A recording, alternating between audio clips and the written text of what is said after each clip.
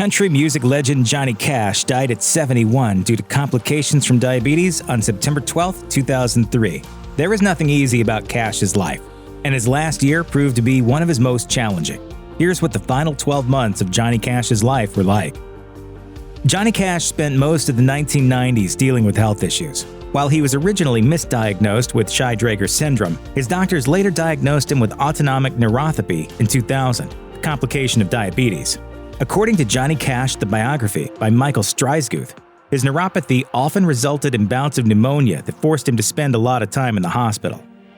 In 2002, after he finished recording for his wife June Carter Cash's album Wildwood Flower, he fell ill again. By this time, he was finding it difficult to walk and had trouble with his eyesight, too. He was taken to the hospital for what seemed to be an allergic reaction. Legendary country star Merle Haggard, who was a close friend, told Rolling Stone, "We knew he'd been sick, and we thought he was going to die so many times over the last couple years. If you want to get really serious, he'd been near death for decades."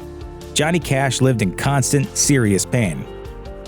Although Johnny Cash was in severe pain in the last year of his life and struggled to get things done, he remained stoic and kept his pain to himself, preferring to distract himself with work.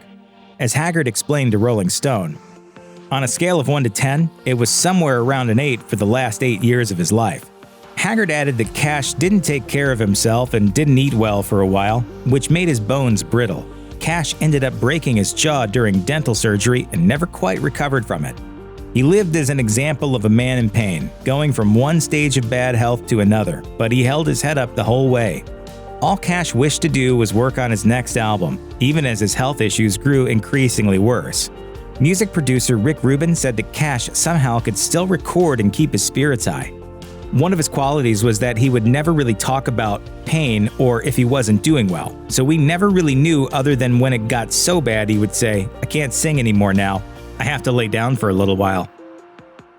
In his final months, Johnny Cash was committed to music and didn't wish to stop producing albums and singing live. He was very active in the industry and worked tirelessly on his last album, American 4, The Man Comes Around. In fact, Cash recorded about 60 songs in his last 4 months. The recording process was not easy, as Cash struggled with complications from neuropathy.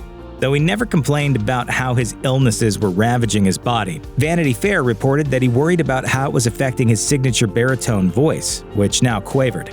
Still, Cash told NME that he was determined to keep making music no matter what. "Sometimes I came to the studio and I couldn't sing. I came in with no voice when I could have stayed home and pouted in my room and cried in my beer or my milk, but I didn't let that happen. We put more blood, sweat, and tears and love into this one than anything we've ever done. It reaches out even farther and in more directions than the others did."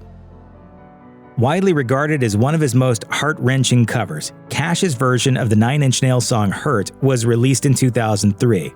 According to Dave Urbanski's book The Man Comes Around, The Spiritual Journey of Johnny Cash, filmmaker Mark Romanek told the author, quote, "I begged Rick Rubin to let me shoot something to that track." Romanek flew to Nashville and was inspired by the Cash Museum. It had been closed for a long time. The place was in such a state of dereliction. That's when I got the idea that maybe we could be extremely candid about the state of Johnny's health, as candid as Johnny has always been in his songs. The video was a massive hit, striking a chord with viewers. However, what many don't know is that Cash's family was initially unsure about the video, asking Romanek to edit it and make it less maudlin. One of Cash's daughters, Roseanne, said, "I didn't want to watch it because we were already in that space of years of intense anxiety about my dad's health and this fear that he was going to die at any moment." In 2002, Johnny Cash released an updated version of an earlier track, Give My Love to Rose. The song was originally produced in 1957 for Sun Records, and Cash chose to revisit it many times in his career. In an interview with Rolling Stone, Cash's daughter Roseanne said, "My father, when he would call my mother from the road, he would say, 'Give my love to Roseanne.' So I think that's probably where it came from. I never asked him outright." In 2003, the song earned Cash a Grammy win for Best Male Country Vocal Performance. It was the last he would win during his lifetime, but he went on to win 2 more posthumously, bringing his total number of Grammy wins to 13 so far. Throughout all of Cash's health issues, his beloved wife June Carter Cash provided support. So it was a tremendous shock when she unexpectedly passed away on May 15, 2003. following complications from heart valve replacement surgery. Rosanne Cash told Vanity Fair, "It was so shocking to think. All of our anxiety had been focused on Dad for 10 years, and the whole time she was slipping away." Rick Rubin told Vanity Fair, "I spoke to Johnny maybe a half hour or an hour after she passed away, and he sounded by far the worst I'd ever heard him. He sounded terrible. He said that he'd experienced so much pain in his life and that nothing came anywhere near to how he was feeling at that moment." Everyone feared for Johnny after June's passing, as they worried he wouldn't be able to go on without her. It was a fear that he himself shared. Rubin told Vanity Fair that Cash threw himself into his work. "It actually got more intense after June died, because before, we always worked kind of casually, either whenever we had a song or whenever he felt like recording. Now he said to me, 'I want to work every day, and I need you to have something for me to do every day. Because if I don't have something to focus on, I'm going to die.'" According to Rolling Stone, Cash got back to work just 3 days after June passed away. Rick Rubin told the magazine, he said, "I don't want to do any of the things some people do when they lose their partner. I don't want to go out and spend a lot of money. I don't want to meet girls. I don't want to do anything of this world. I want to make music and do the best work I can. That's what she would want me to do, and that's what I want to do." There were days when his health wouldn't allow him to work. However, Cash would find ways to get back to recording as soon as he felt better. He even started recording with Rubin in his home when he simply didn't have enough strength to head out. Rubin told Rolling Stone, "The last session that I did was in one of the bedrooms." To get through the days and cope with his inner demons, Johnny Cash started relying on his kids. He often suffered through bouts of insomnia after June's death and found himself asking for help as the grief was overwhelming. His daughter Kathy Cash revealed in Johnny Cash the biography that to help him sleep, she would tell him stories until he finally drifted off. And his daughter Cindy Cash said, "He would not let me leave. I was only going to stay for a couple of weeks, and I ended up not leaving at all. Every day he would say, 'You're not leaving, right?' He was like a little boy again." 2 months before he died, Johnny Cash held his last live performance.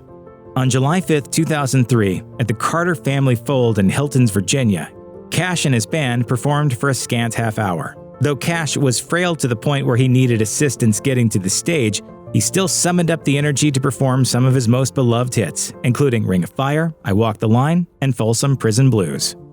According to Far Out magazine, Johnny Cash paid a moving tribute to his late wife on stage. "The spirit of June Carter overshadows me tonight. With the love she had for me and the love I have for her, we connect somewhere between here and heaven. She came down for a short visit tonight, I guess, from heaven, to visit with me tonight and give me courage and inspiration, like she always has." The Man in Black made history at MTV's Video Music Awards with 6 nominations in August 2003. He won an award for his take on Hurt, but couldn't make it to the ceremony. As per Entertainment Weekly, the singer was in the hospital where he had been taken to treat pancreatitis. It took him 2 full weeks to recover and get back home. When he returned, he issued a statement that read in part, "I'm excited about my video Hurt winning the MTV Cinematography Award. The making of the video was a great experience for me." Cash was edged out for the Best Pop Video Award by Justin Timberlake for Cry Me a River. In his acceptance speech, Timberlake said, "This is a travesty. I demand a recount. My grandfather raised me on Johnny Cash. I'm from Tennessee, and I think he deserves this more than any of us here tonight." Cash's manager, Lou Robin, told E! Online that Cash appreciated the sentiment. He got a big kick out of what Justin said. He was very appreciative. Right up to the end, Cash was always himself. Honest, forthright, and unapologetic. In his final interview with MTV's Kurt Loder, Cash encouraged people to be themselves and listen to their own conscience, regardless of what anyone else says.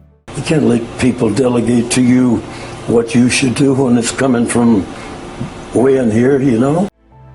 He said he'd been criticized over the years for tackling tough topics, but he had no plans to change. I wouldn't let anybody influence me into thinking I was doing the wrong thing by singing about death, hell, and drugs. No. Because I've always done that, and I always will. Still, he was also realistic about his health, saying, quote, "I expect my life to end pretty soon," but he faced his end unafraid. I have great faith, though. I have unshakable faith. I've never been angry with God. I've never turned my back on God. After decades of struggle with drugs, health woes, and authority, The icon Johnny Cash died on September 12, 2003, after suffering from respiratory failure due to complications from diabetes. Cash's passing came just 4 months after his wife June Carter Cash's death, and unleashed a worldwide outpouring of grief and affection for the man in black. U2's lead singer Bono told BBC, "I considered myself a friend. He considered me a fan. He indulged me." Mick Jagger from the Rolling Stones also paid his respects, saying, "His influence spread over many generations of different people. I loved him as a singer and a writer." Fans prayed for Johnny Cash and his wife, hoping that the two were finally together as they mourned their loss. His daughter, Roseanne Cash, summed things up at his funeral with a heartfelt eulogy, saying, "I can almost live in a world without Johnny Cash because he will always be with us. I cannot begin to imagine a world without Daddy."